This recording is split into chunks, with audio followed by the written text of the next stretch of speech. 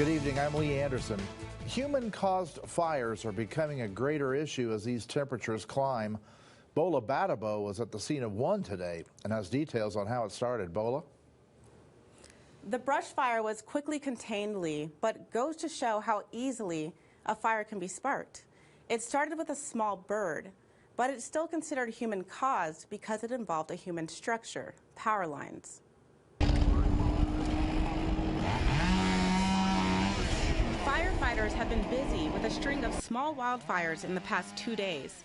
The most recent broke out around 10 Tuesday morning, not too far from Livestock. The 1.5-acre fire near the intersection of Bilodeau and Rickard Road, east of Bend, was quickly called in by passerbys. Crews from the Bend and Alfalfa fire departments and the U.S. Forest Service contained it quickly. But it started in an unusual way. A bird's nest on that power pole that's behind me. The bird ended up getting between two lines. It ignited. It actually burned a little bit of the top of the pole. That fell down. A few feet away from the bottom pole was light grass that caught on fire. And with the wind and heat today, it picked up.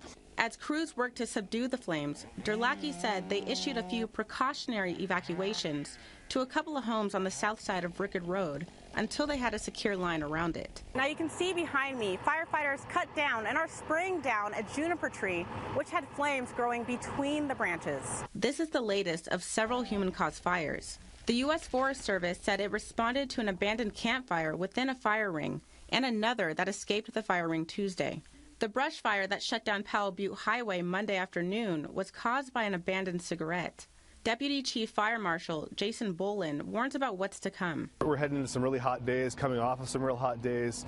Humidity's low, temperatures are on the rise, so we're expecting to see heightened fire activity over the next week or so. Fire Inspector Jason Camperman encourages people to minimize activities that cause fires and create defensible space around your home. People don't realize you can have a fire anywhere from, in this case, a couple hundred yards up to a couple miles away that can bring up embers in the wind, and then they can drop down onto the property. We call those spot fires. To avoid them, it's important to move any combustibles like dried out weeds, trees hanging over your roof line, and lumber away from your property.